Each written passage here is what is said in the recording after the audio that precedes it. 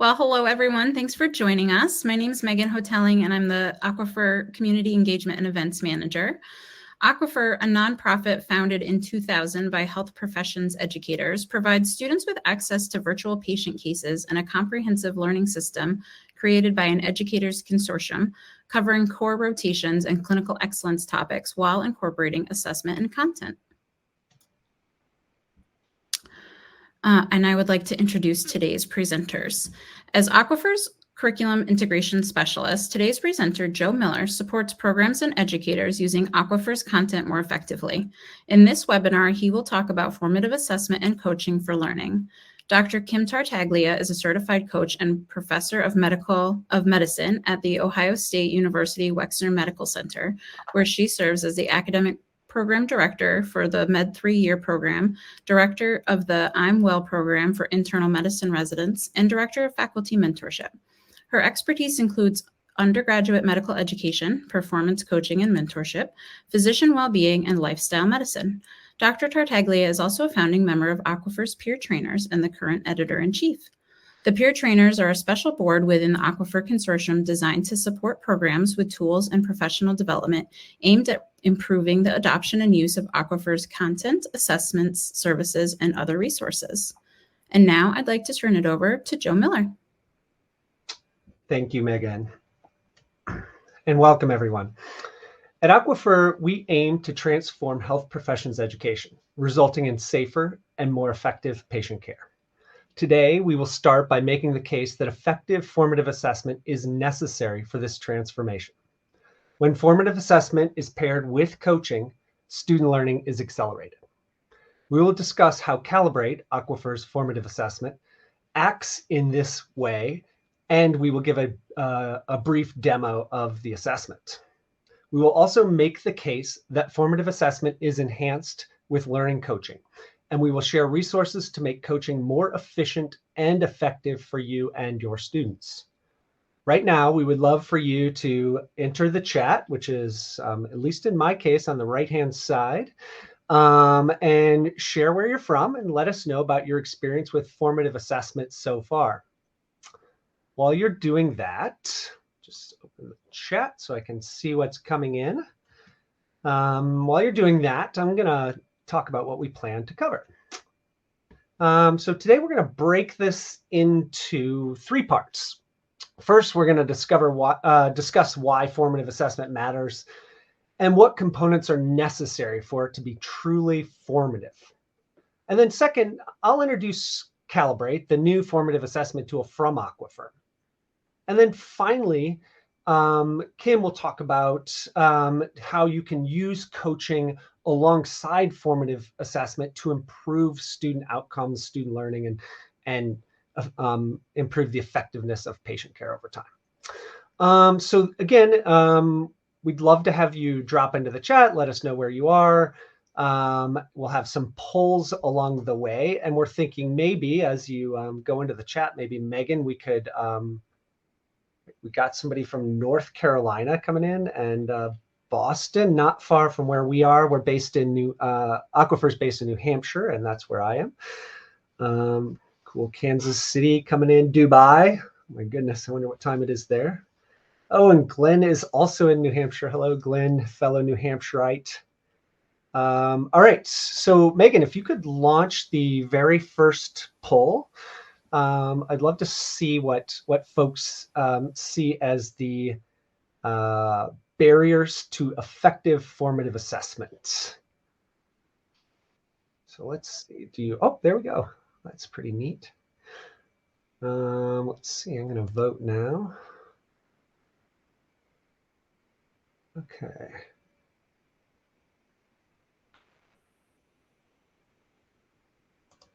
All right. I can see results coming in.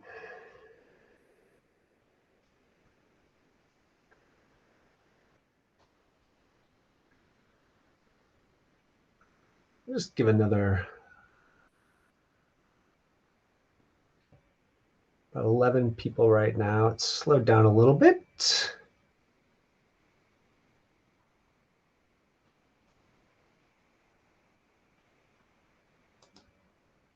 Okay, I think I can, let's see, how do I show the results, Megan?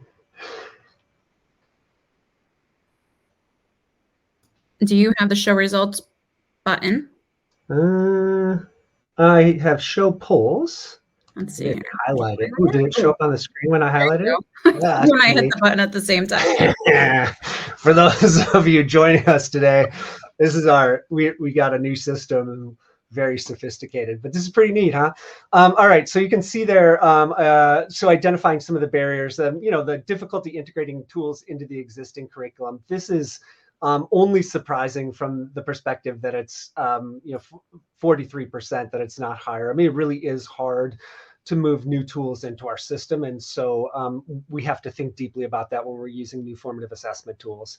And then the lack of time to implement or analyze results, I think that matters a lot. And when we think about formative assessment and some of the things we're going to talk about from Calibrate, we really are trying to encourage a true formative assessment where the students take more responsibility over analyzing the results, and the barrier to implementing gets a little lower.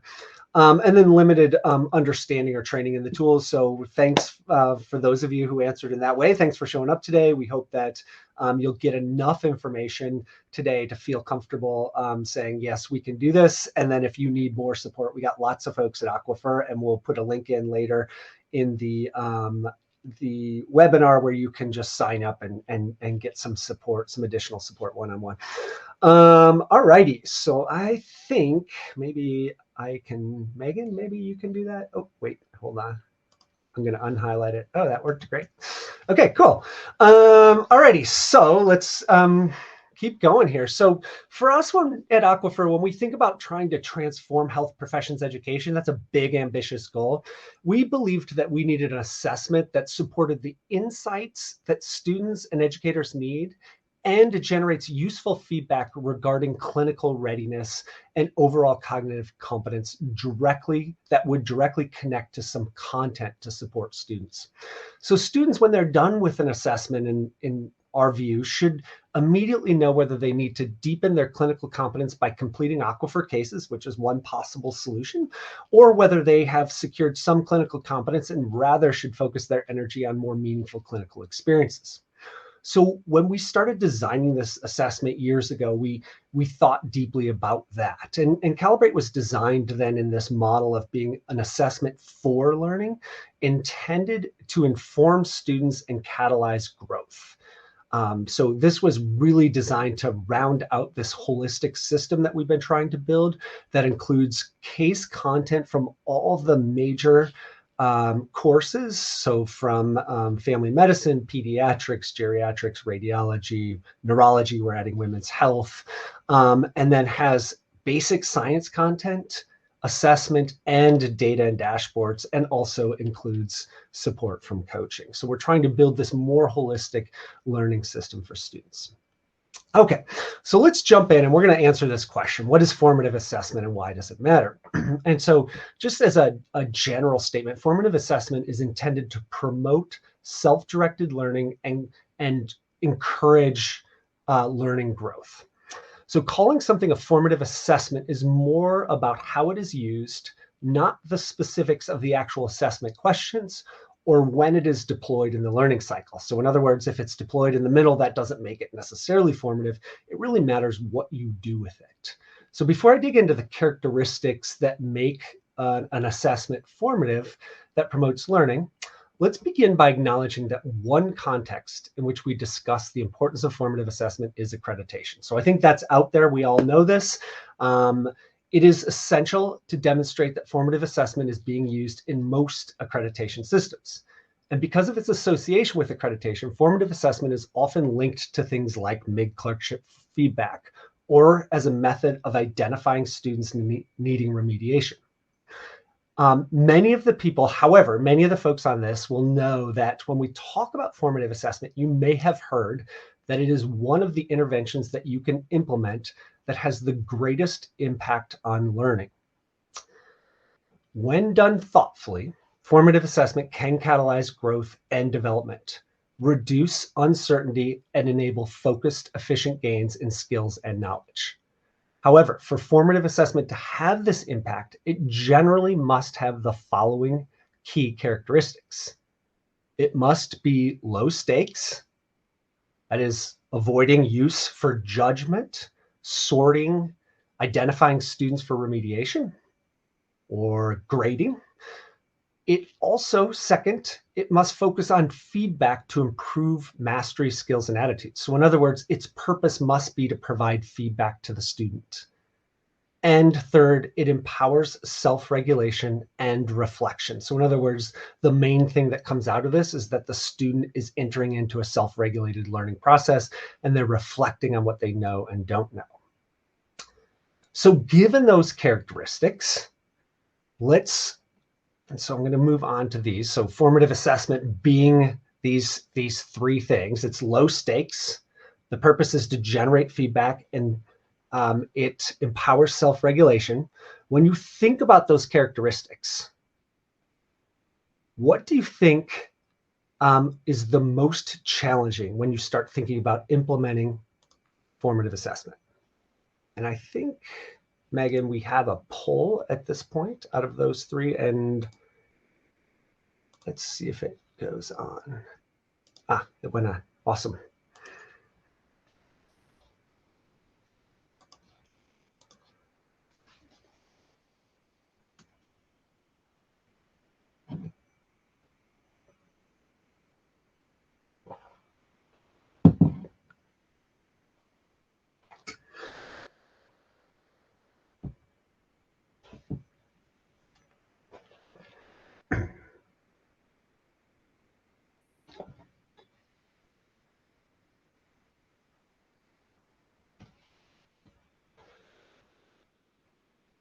Yeah, sort of running away with it here is empowers self-regulation and reflection. And that is, there's no right answer to this question. These things are probably all pretty hard. But empowering self-regulation can be really particularly difficult. I think we're not going to dig deep into the research on this, but we often imagine things being low stakes. And so a few people identified this as particularly challenging because we often, as educators, identify things that are low stakes that students do not see as low stakes, which makes the assessment more difficult to be formative. So the students feel a little bit of threat in that. And being feedback focused, I think we imagine that most assessments provide some sort of feedback to the student. All right. So let's see here. So formative assessment in the end, like as a summary, isn't about judging or grading students. High quality formative assessment provides information. It can instill values and inspires lifelong learning. And there's lots of research that has shown that it positively impacts student learning across various educational settings. When assessment is designed to empower students rather than evaluate them, it creates an environment where the students feel comfortable acknowledging their gaps, working on weaknesses, and charting their progress. And so when we get in and we start talking a little bit more about Calibrate in a moment, really think about that part about designing an assessment to empower students rather than evaluate them, because that was really one of our guiding principles at Aquifer when we designed Calibrate. Unfortunately, often what we call formative assessment is misused to evaluate or filter students, which can undermine its learning benefits and ends up feeling more like a summative assessment to students. And it's not to say that summative assessments don't have their place, they do. But when we conflate the two, it diminishes the value of the low stakes formative assessment. And sometimes what we imagine to be an assessment we can use in both ways, a little bit to grade and a little bit to feedback, just feels like a summative assessment to students. And that's really one of the things that we are trying to avoid. All right, so given those things about what makes formative assessment, that it's low stakes, that it's designed for feedback and really is intended to encourage this self-regulated process, this process where a student sees their results and can think through a plan, I want to talk a little bit about what is Calibrate, and then I'm going to show a brief demo of it as well from different perspectives. So this is, again, intentionally designed to be assessment for learning, not of. And that distinction is for means that it's driving the student's self-direction. Of means that summative, that sorting, grading. And it works with Aquifer's cases to support the student's journey, not just to rank them or give them a number. So this goes back a bit, but part of the reason that this ended up being called, maybe the whole reason it ended up being called Calibrate, is really this idea that what we want students to do is to calibrate their competence to ensure that the gap between their perceived and actual cognitive readiness is narrow. So in other words, they don't think they know how to do things that they really don't know, or that when they do know some things, they can get some feedback on that as well. Like, I actually do know some things in a clinical context. Maybe I don't have to go back and restudy that again. So this is where students, in this real danger zone is where the students think they know a lot more. But there's also a bit of danger in being inefficient and restudying things that you already know. So what we're trying to do in this process, and why we called it Calibrate, is really this thinking of like knowing what you know and knowing what you don't know, and then finding resources easily to improve. So in Calibrate, the way the system is set up is it's designed for students to be able to take 2 assessments. And this would be what we call an early and a late. So one that you would take early in a rotation and one that you would take at the late in a rotation. We recommend 2 weeks between the 2 assessments. So the early assessment will be taken, maybe the first week. In some cases, we've had programs that literally take it the first day. And then the last assessment will be taken near the end of the rotation, allowing students to study for their end of rotation exam or shelf exam. So they have a little bit of different purpose, but they're equal assessments. So they're assessing the same thing, and their difficulty-wise, they're equal as well. So the assessments are designed to address the national curriculum content for a particular rotation. This means that we develop a test around the national curriculum, for example, in pediatrics, around the concept curriculum. And then those data provide feedback on the students on how well prepared they are relative to that. So if you think about the formative aspect of the process, as soon as you take that first assessment, you're sort of launching into this process where you're saying, okay, here's what I know and don't know. And then that's where the self-regulation part comes. You can actively engage based on the results in choosing Aquifer cases or choosing cases in the clinical area to study, or actually saying this is not something I need to study. So this is a little more active around clinical learning. In a rotation, we believe that coaching can really help and accelerate this learning process. Students that are developing personalized plans that reinforce their strengths and address their gaps, a coach can really come in and help with that process. So we believe, especially after the early assessment, if you have an opportunity to meet with a student and follow a coaching conversation that Dr. Tagley is going to talk about a little bit later, we believe that that will accelerate the process. And again, designed for the student to own the process. So the student actually ends up getting a little more in terms of results than the educator does. Okay, so what's the assessment? Well, right now we have assessments in radiology, pediatrics, internal medicine, and family medicine. They range from about 24 questions to 45 questions. They are multiple choice, single best answer following a standard board style approach. There's a short vignette, single best answer choice. And then the additional requirement is that learners have to state their certainty level. So this adds this new dimension where they have to say they're anywhere from very certain to very uncertain with their answer. The assessments take typically under an hour. Internal medicine and family medicine are just under an hour on average for both the early and the late. Pediatrics is taking about 45 minutes, and radiology is more in the 20-minute range. Students are given 90 minutes as their window. The assessment is delivered as an unproctored assessment. So you set up the assessment. It eases the burden a little bit because it just sends out an email to the students and says, here's your assessment window.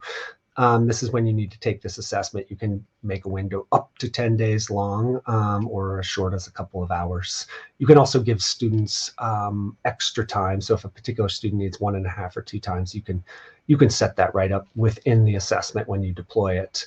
And we have had statistical analysis of all our assessments, and they've been found to be statistically reliable and valid. All right, so what happens? Well, Once a student takes the assessment, as they go through this assessment, each item is scored individually, and it's given what we call a clinical learning calibration category. Don't need to remember that. The important part about this is that there are 3 things that go into that level.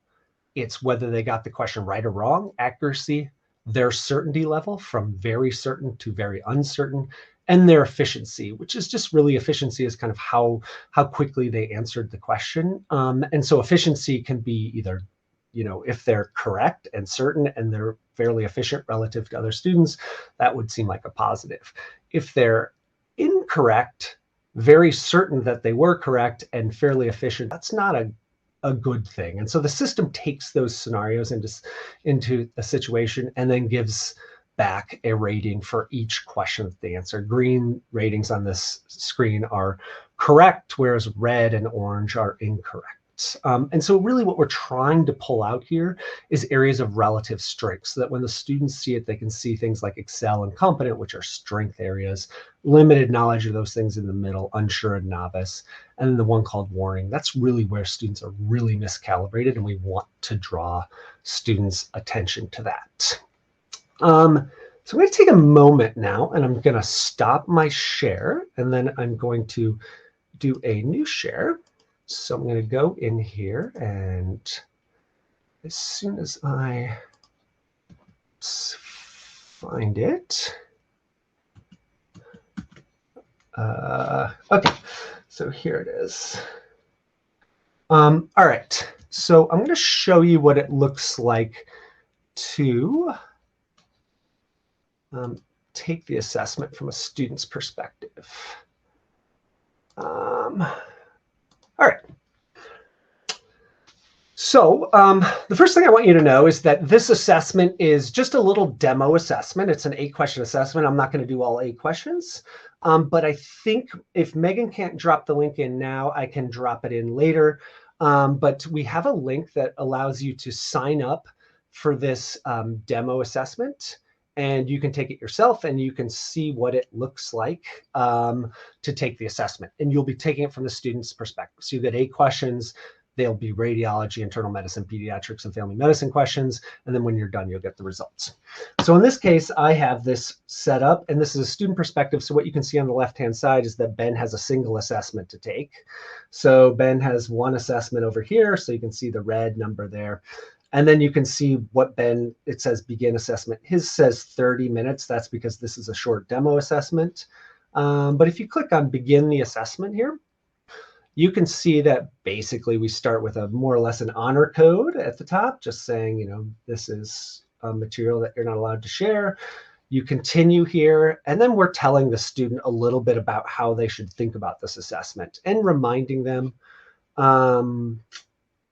Megan, actually, if you drop the, I think there's a link for taking the demo assessment in there too. We can do it later. Down on the delivering a more complete measure, it lets the student know what's going to be taken into consideration as they go in. But I'm going to start this assessment. So I'm going to start it. It just says basically, are you sure? So once you go in, you can see here that what you get is a vignette. You know exactly at the top how many questions you have to take, time remaining to complete this assessment, and you have strikeout options here on the side, so you can strike out answers, and then you can also pause the assessment. So you can pause the assessment for up to 10 minutes. You will know as an educator whether the student paused it, so they can put in their reasoning if they need to go to the bathroom or whatever. But once they click on an answer, then they also need to click their level of certainty. So in this case, I feel fairly uncertain. And so I'm going to click submit. And then in this case, it just takes me to the next question. So I submitted, same deal, another vignette with some question and answer. All right, so simple enough in terms of submitting it. You are welcome to, oops, I see sound is muted. Am I muted? You're not muted. Okay, am I right? Okay, cool. So I'm going to stop sharing, and I'm going to go back in and just change one more window, and I'm going to show you what it looks like when the student results, because as soon as they're done submitting, they will get their results back. So as soon as they've submitted the last question, they'll get their results back. This includes getting an email that says, hey, your results are ready. But in here, this is what the student results look like. And they get an overall result. And so in this case, not surprisingly, I ended up red. I'm not really ready for clinical practice. So I have some work to do. I was mostly inaccurate. I didn't know the answers, but I was fairly certain. And what this means is that I was well calibrated. When I didn't know something, I knew I didn't know it. And when I did know something, I knew that I knew it. And I was fairly efficient, similar to people like me. I also get a little bit more information up here at the top. There's these 2 tabs that allow me to dig into the information a little bit more. And you'll have this opportunity if you take the demo to go in and do this yourself. But you see under here, I had several questions that were warning, which just means I was pretty fast, inaccurate, and thought I was probably right. And what I want you to see here is what the student gets back is the learning objective that they were being tested on and the answer explanation. This is what we also might call a teaching point. So if they knew this concept, they would have gotten it correct. They know the focus, the system, and then the link to a case. And then you can also go in here and add this directly to a to-do list that's in the student interface. So the student has this option now to go in here, analyze their results, and say, based on what I'm seeing here, I should maybe go back to this Family Medicine 8 case and do that case. Because it looks like maybe I could advance in that area.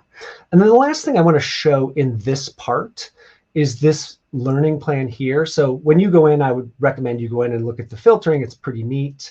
But then in the learning plan, one of the things that the students can do is that they can go in and create this learning plan. And remember, one of our big goals is self-directed learning. So we want the students to go in, look at their own results, take that responsibility, and then create a plan based on, as you can see here, I've added a couple things to my to-do list. I could go in here and write up a couple of insights about what I learned from looking at my data. And then I can share that directly here with you. So I could go in here and say, here's who I want to share this with, put an email in here, and then just share it. And it sends you some of the data, the high level data, and my plan. So if I were to share it with Megan, she would see my plan for improving. And so before I turn it back over here to Kim, one last thing I want to show is just what you see as a administrator or an educator that is assigned a set of students. So if you've taken a cohort of students, let's say you have 10 students or 10 students in a rotation, and you've assigned them an early and a late.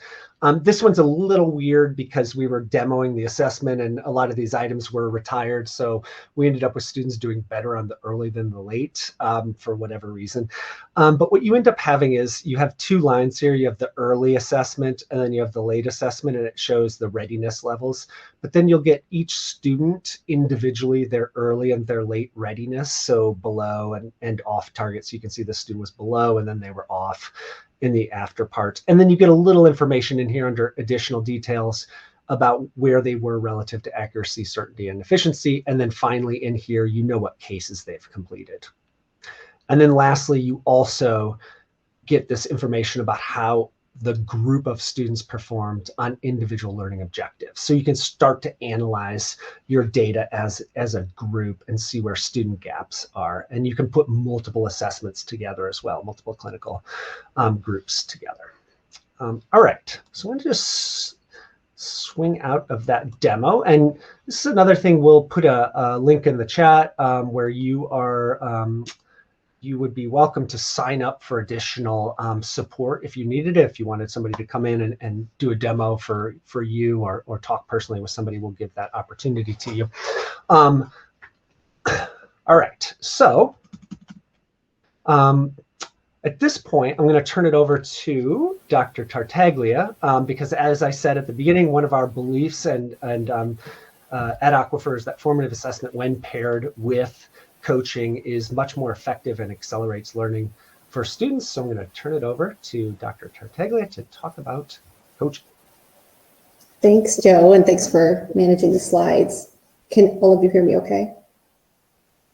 Yeah, I can hear you. Yep. Great. So you've seen this Calibrate demo where students receive detailed information about their strengths and opportunities and allowing them to identify areas for targeted improvement and learning goals. And we think this process of self-assessment and goal setting is really crucial for the metacognitive skills that we need physicians and NPs and PAs to be able to develop for continuous growth and adaptation. It's that promotion of self-directed learning and providing students the tools to take ownership of their learning that we think is so important. And Calibrate really lays that foundation for what we call adaptive expertise. And as you can see, it's defined as applying foundational knowledge efficiently and innovating solutions to novel problems. And so important because healthcare changes so quickly. And, you know, in order to promote safe, effective patient care, adaptive expertise is crucial. And so students need to become those master adaptive learners using all of those skills. And high quality formative assessment is really a major contribution to that. We think that it can provide insights without judgment and allowing them to support the development of those skills. And just recently, I was working with a student a half day on our inpatient consults. I work as a hospitalist. And at the end of the day, I asked her what questions came to mind from the patient encounters that we had seen that might inform her learning. It was a little bit of a blank stare moment, and she couldn't identify anything that she at least felt comfortable sharing with me as far as her learning goals based on those patient encounters. And because we had a few minutes, I asked her, you know, more about this process of identifying learning goals on clinical rotations. And she shared with me that, you know, students do feel the need to be somewhat performative rather than awards, and that can keep them from asking questions. She also acknowledged that students are at risk of going through the motions just like, you know, we as professionals can do. And I think this was really an aha moment for me, you know, taking time to slow down and then also embed in our curriculum these specific opportunities for formative assessment. And then that time for reflection so they can think critically. And so you can see that these studies are staggering. Adaptive expertise is so crucial because of how rapidly medical knowledge is expanding. This 2011 study, and even before that, it was estimated that medical knowledge was doubling about every 7 years. And now just 73 days from a 2020 study. And so clinical practice requires that constant adaptation, evolving treatments, new technologies, and you know, that adaptive expertise is really a skill as important or more important than the medical knowledge they're learning in their training programs. But developing expertise isn't easy, especially that adaptive expertise. And you can see the list of challenges here. The learning environment is chaotic and stressful. You may not be with your learners for very long. You may not have data to go on other than your direct observations. And perhaps we know that preceptors are not having as much time to directly observe their learners. And of course, if you don't feel comfortable giving feedback or students are motivated by external exams and the study materials that they use for those exams, all of these can be a problem. And so because of this, we think that student access to information that can empower them to self-assess and develop their learning in a self-regulated way is so important. And that can help them adapt their own studying as well as our teaching methods. So here are the steps to becoming a master adaptive learner. And it starts with planning. The process includes identifying strengths and gaps in your competence, and then identifying appropriate resources to fill those gaps. For students to fully to develop as master adaptive learners, they need high quality information about their strengths and opportunities. And this quote from Bill Cottrell says, the biggest data stream for helping identify gaps is assessment data. Really good self-assessment data or external assessment data that can help highlight areas of strength, but also areas of gap. And in this way, thoughtful formative assessment initiates that metacognitive habits required of a master adaptive learner, supports self-monitoring, goal setting, strategic planning, and deliberate practice. And our aim with Calibrate is to develop and provide this type of insightful, constructive feedback for students to use. Providing meaningful information through assessment is just the first step, though. So this is where I feel like our opportunity as educators can really sort of help them shine. We want to ensure they become master adaptive learners, but we need to think about the context through which they're learning.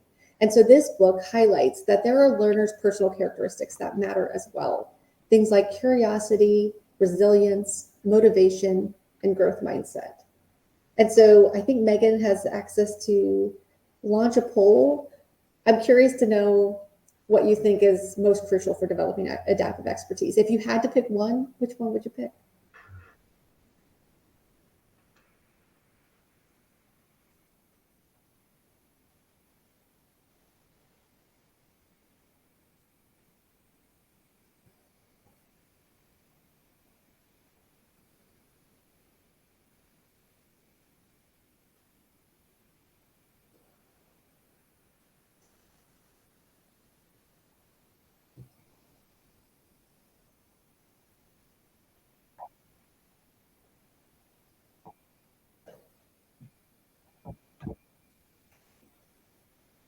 I love that you're showing it's a mixed bag. If you could see the results, really motivation is winning slightly, but then a two-way tie between curiosity and mindset and resilience important as well. And all of these personal characteristics really enhance the metacognitive habits necessary to become a master adaptive learner. We can talk at the end when a student seems resistant to this goal setting and planning. Perhaps it's looking back at one of these. Because the ability to, tap into intrinsic motivation, to find their curiosity, to persist through challenges, all of those are crucial and may be a stumbling block for individual learners. And so that's where coaching can come in. Coaching provides the support and direction to activate those personal characteristics. And it's like the rheostat that turns these characteristics up, making growth more efficient. And so while formative assessment provides the data, coaching can focus on the mindset and then subsequently the behaviors needed to act upon those data for continual improvement. They work hand in hand to accelerate the development of master adaptive learning. And just yesterday, Joe and I were in a curricular consult with a clerkship director who was interested in trying Calibrate. He went through the demo and all the specifics and logistics. And then it was an opportunity to say that Calibrate in and of itself is a really useful tool for your learners. But again, if you want to dial up the notch on the growth and the impact that it can have as one type of self-assessment data, this coaching process, I think, is the way to do that. So in the last part of this webinar, I'll talk about coaching, why it matters for accelerated learning, and share tools that we've developed to help launch a coaching conversation. Studies show that coaching promotes curiosity and lifelong learning, and it builds these critical thinking skills of adaptability, reflective practice, and proactive learning strategies. We want to ignite students' deep curiosity, if not already ignited, so that they go beyond memorizing facts. It also reinforces a growth mindset, so helping them embrace challenges, critical feedback, and constant improvement. Have they met competency or not yet? They'll get there. It just needs that growth mindset to help them move forward. Research demonstrates that coaching develops resilience in our learners, cultivating self-awareness, mindfulness, stress management, positive mindsets. And that's important when students are, under pressure. And it's also been shown to increase motivation by supporting goal setting and self-efficacy, which is such a crucial, I think, skill to tap into for students as well as growth, especially when you're a learner constantly changing clinical environments and you're kind of at the low end of the hierarchy, always feeling like a novice. So we need them to have that motivation to persist in their academic and professional achievements. And finally, coaching, it advances metacognitive skills like the planning, the monitoring the progress, and self-directed learning to lead to more deliberate development. It, in short, propels learning, and it has the added benefit of improving learner well-being as well.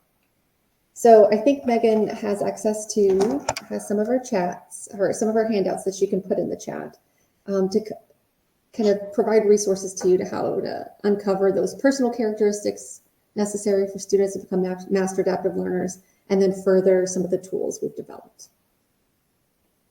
So when we talk about coaching, most people think of an experience related to sports or the arts. You might have had a baseball coach or a voice coach. And Coaching for learning is different. So it's almost like it's important to set aside that type of coaching where that coach was actually acting as an expert and telling you what to do, whereas coaching for learning is really a more collaborative approach. It's where you're a thinking partner who works with a learner to help them be the best vision of themselves, and a person who helps the learner move away from where they are now to where they want to be, who supports their learning of new and complex skills. And, for me, this is one of the reasons why during the pandemic, I received additional training as a health and wellness coach. I found that while important as a physician to be the expert diagnostician and offer treatment plan, so much of the care I needed to provide required behavior change, and the motivational interviewing and the coaching conversations with my patients are really essentially more effective than any pill I can prescribe in those scenarios. So we can move on, Joe. To better understand what constitutes coaching, let's consider these three key skills. Who's the expert in the relationship? Who does the work? And who does most of the talking? Answering these questions will help us distinguish from other educational roles and highlight kind of the unique aspects of a coaching for learning relationship. So in a coaching for learning relationship, the student is considered the expert. They're the expert in themselves and in their learning needs. And this is quite different from when you might have served as a mentor or an advisor. Mentors typically provide guidance based on their own experiences, and as advisors, we often help with program-specific needs, but we may not have insights to the student's specific strengths and challenges. Whereas in contrast, a coach will recognize that a learner has expertise in their own values, in their own strengths, and their own gaps. And by empowering the student to take the lead, the coach is demonstrating respect for their self-knowledge and their own self-ability to change. Also in the learning coach model, the learner does most of the work. This is easy for the coach because really you are facilitating a change process that the student is going to carry out. They're responsible for identifying their strengths and gaps, setting their learning plan, monitoring their progress, and really your role is to remain curious, to ask the probing questions, to explore the possibilities, and when at all possible, avoid the temptation to jump in and save them or fix the problem. I know this is challenging for us clinicians who spend our days diagnosing and fixing problems.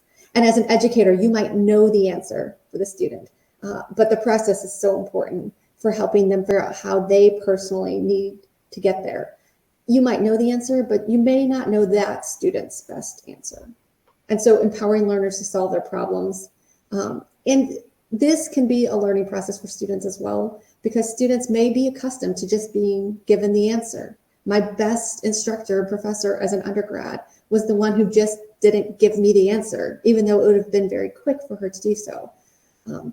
Learners I've also seen have sometimes learned this helplessness where, they're used to being done for. And so it's like a skill that they need to develop as well. So the coach can guide the learner through goal setting and accountability. And then as we think about who does the talking, not surprisingly, the learner does most of the talking. If a coach is doing a significant amount of the talking, then they're probably advising or they're probably mentoring and not coaching. A coach encourages the learner to talk by asking questions. And while coaching, mentoring, and advising can overlap and there's roles for all of them, adapting a coaching mindset can be effective in a lot of different scenarios throughout your professional life.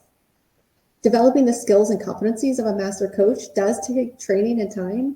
I think formal coach training is quite valuable. I mentioned I did the master's certificate in health and wellness coaching, and I am currently getting additional training as an emotional intelligence-based executive coach. So I think there's value in formal coach training, but we recognize you may not have that opportunity, time, or interest. And I never want perfect to be the enemy of good. So our goal is to help educators apply the coaching mindset to these conversations by giving you a basic coaching framework and a script to guide you and your students through the process. So when we were piloting Calibrate, Joe developed this wonderful model called Anyone Can Coach, and it's designed to simplify the skills and competencies of an effective learning coach. The goal is to make academic coaching accessible and effective for educators at all levels. And you'll see in the handout a description of each phase. But in short, we start with evoking awareness. So coaches use active listening, powerful questioning to facilitate reflection, helping learners develop a self-awareness about their strengths, gaps, and goals. It's my favorite part of coaching, and I constantly use this mantra, get curious. A pro tip, in case you tend to show on your face your reaction, and sometimes you have learners say something that surprises you, you sometimes have to fix your face and take a deep breath in order to avoid reacting or responding if they say something unexpected. So a neutral face and a gentle nod can do wonders. The second is facilitate growth. This is where the coach collaborates with the learner to prioritize focus areas, create learning plans, and set achievable goals. And third is foster accountability. Here, coaches support learners by helping them set deadlines, make their accountability plan public, and offer support. You can also check in with your learners to make sure they have the information needed to be successful or access any necessary resources. So this anyone can coach model empowers educators of all experience levels to implement the coaching mindset and support learners in developing skills of master adaptive learners. This may seem like a lot to learn, but we've created a coaching script and a student note-taking template. Those are also included in the handout and available when a student would share their learning plan with you. So here's a screenshot of what a kind of a mostly blank learning plan would look like. And in an ideal scenario, once a student shares a learning plan, the coaching conversation initiates. At this point, the student should have done a significant amount of the work and is ready to discuss their plan with the coach. As a coach, you can read over the plan and then use the script to guide the meeting. The coach also receives a Calibrate coaching report. So unlike the very detailed student report Joe showed you, you'll get this summary report that doesn't have a lot of item level detail. And here's the Calibrate coaching script. So this is just some introductory information and some sample questions that you might ask through each phase of the conversation. It has a writable component to it, so you can take notes there, and it can be downloaded from our Aquifer resources page. I think Megan can send a link in the chat, but also know that, again, when a student shares the learning plan with you, this will be the dark blue sheet included with that. The student has their own version, and you can see there's much more room for them to take notes because they are in charge of this process. And so taking notes on the things that they've talked about or the action plan, they'll have their individual learning plan, but they can also take notes to track the conversation, capture any insights that come up from it, any action steps, or an accountability plan. And so let's finish just by talking about this timeline, which is kind of a sample, perhaps an ideal coaching session. Really, you can see the student up top, they're doing most of the talking, and the coach is just kind of interrupting or allowing for interjection of questions or reflections. We know that every coaching relationship is unique, and so be flexible with these tools that we've shared with you. You can expect some messiness and certainly imperfections along the way. We're really striving for that progress over perfection for both ourselves as coaches and for our students in their learning progress. I think the most important thing is forming a connection with your students through open and empowering coaching conversations. And so with care for the learner and a commitment to their growth, we're confident in our students' abilities to develop these skills as master adaptive learners. And with that, I think we can open up for questions. Okay.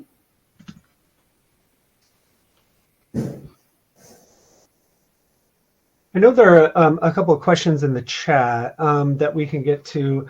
I wanted to also drop into the chat before we go any further because on the Coaching Resources webpage, there's the coaching handbook. So the script is in the handbook. The script is in your handout from today. But the handbook is really extensive in the sense that it goes deeply into a lot of the questions that you can ask in different parts. One of the things that happened was that we started talking about questions during the pilot for coaching.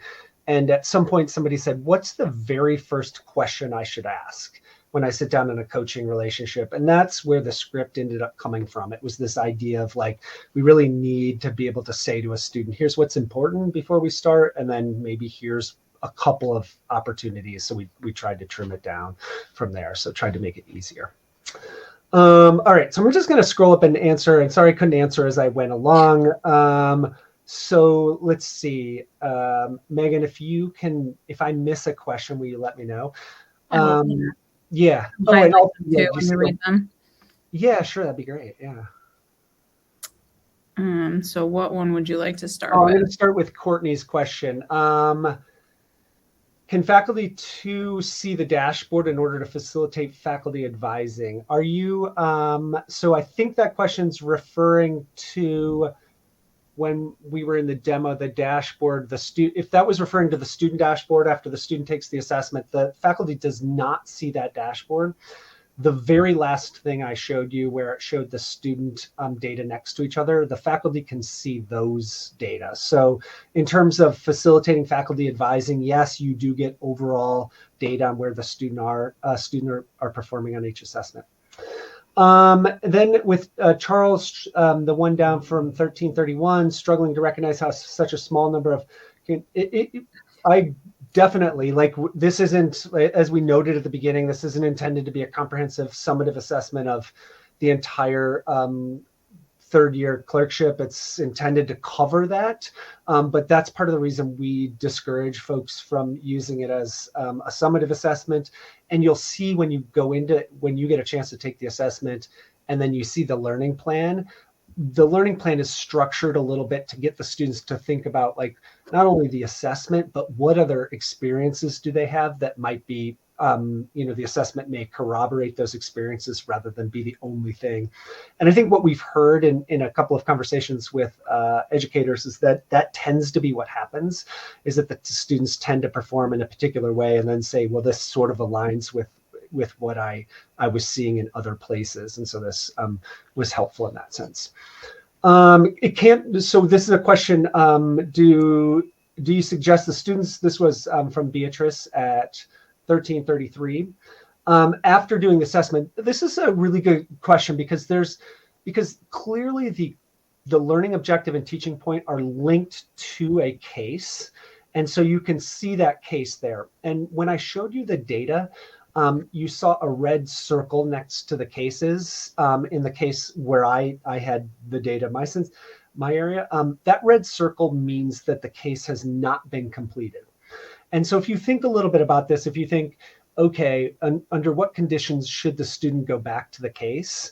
If they were wrong and certain they were correct about it and they haven't completed the case, that might be a good place to go back and learn about that concept in a clinical context.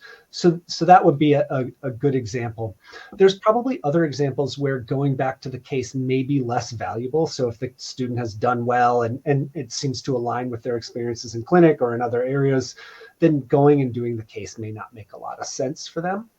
I know one clerkship director I talked to, they require students to do 12 cases.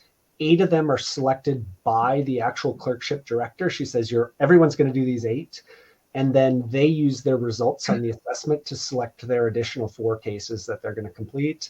And so what they ask them to do is look at the data and then select cases based on, sort of your experiences outside and then with the assessment data as well. Taylor, the answer to your question at 1335 is no. At this point, we expect something in the future where this is going to be more flexible, but at the moment, making the forms balanced and doing all that statistical work is just a little more complicated for us than it prevents us from making the forms totally customizable. We do expect some changes in the future, but I don't know when that's going to happen. So at this moment, no, they're aligned with the courses. Traditional clerkships versus longitudinal. I'm going to see if Kim's going to come off. It works really well with traditional clerkships. I think that's the majority of courses and clerkships. If you're doing pediatrics for 8 weeks, and you might take the early assessment in the first 2 weeks, and then the late assessment in the last 2 weeks. So that works fine. My institution has these 16-week integrated clerkships, and so family medicine, pediatrics, adult ambulatory are all kind of wound into one. And so we've done similar where Maybe week 5 to 6 is where they're opening up the early assessment, and then week like 12 is where they're opening up the late assessment, or maybe a little bit before then. And so, they're taking both of those during those times. And, we're going to see how it works. That is really the only integrated clerkship where we have 2 Calibrate assessments at the same time, but we feel like they, would both be beneficial. So I think that the programs are figuring out how to make it work for them. Ideally, there's a little bit of time in between the 2 if you're giving the early and the late, so that you can have some chance to do the learning plan and see the progress. Yeah, I talked to a group from a school of medicine that was doing something very similar to what you described. They were giving, I think it was family medicine and pediatrics in the very first week, and then the early, and then they were actually giving the late at week 8. It was a 16-week, and then they were doing their mid-clerkship feedback after both assessments. So it was similar in a sense. Let's see, that takes me down to Charles at 1344. We don't, and I can appreciate the students wanting that. We are inviting, I actually talked to somebody yesterday who's interested in doing a study locally on comparing the data, and we are inviting folks to do these studies, but we don't have those data yet. We also think it's important. We just don't have the data in yet. This was our first year of rolling it out. Let's see. Thank you. Okay, great. Down to Charles again at 13.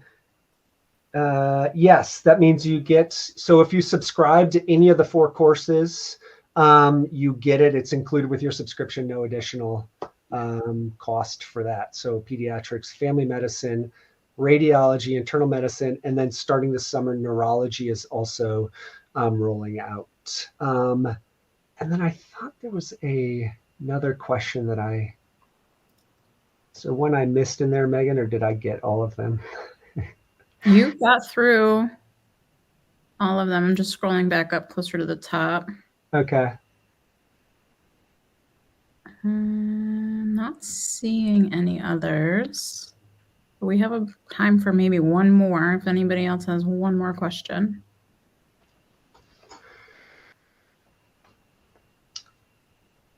And I was going to drop in, did you put in, if you wanted to set up a meeting with our team, this is pretty straightforward. You just, and we'll put all this stuff in the follow-up email as well, but we put the demo assessment link in there.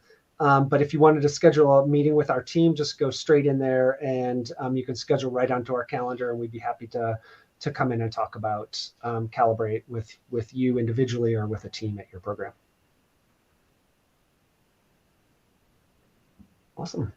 Looks like perfect timing today. Good job. Thank you. Thank you all for joining. Thanks, everyone. Thanks, everybody. Thank you. Have a great day.